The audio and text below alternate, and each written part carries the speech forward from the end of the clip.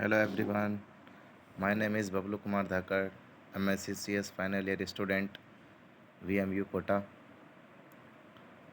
आज का जो प्रोग्राम है वो है इनफिक्स को पोस्ट फिक्स में कन्वर्ट करने का। तो इसमें हम क्या करेंगे कि सबसे पहले हैज़ इंक्लूड आई स्ट्रीम करेंगे।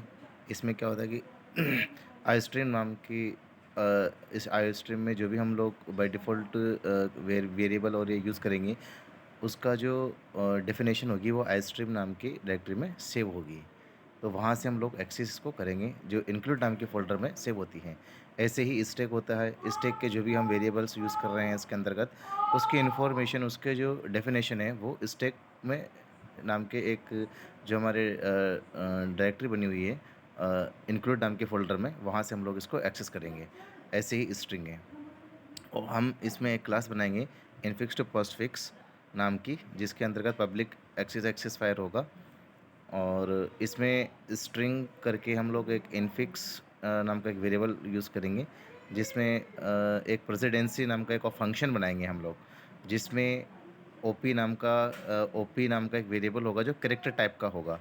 इसमें कंडीशन लगाएंगे ओपी की वैल्यू अगर प्लस और माइनस के इक्वलेंट है तो रिटर्न 1 करेगा, और मल्टीप्लाई और डिवाइड के इक्वलेंट है तो रिटर्न 2 करेगा।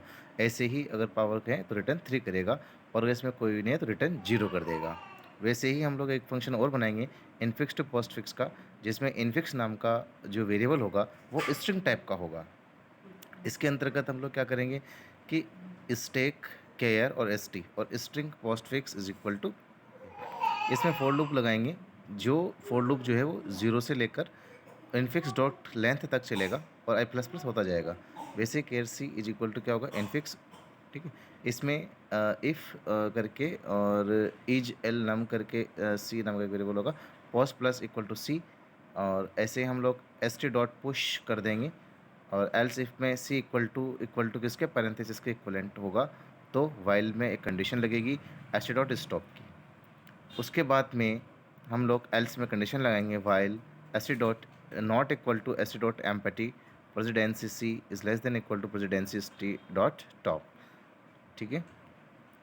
उसके बाद में हम इसको वाइल कंडीशन लगा के रिटर्न पोस्ट फिक्स रिटर्न करवा देंगे।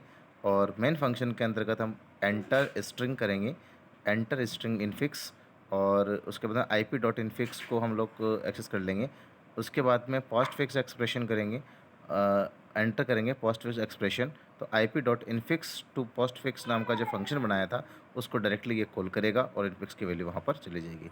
वैसे ही हम लोग रिटर्न 0 कर देंगे। Thank you.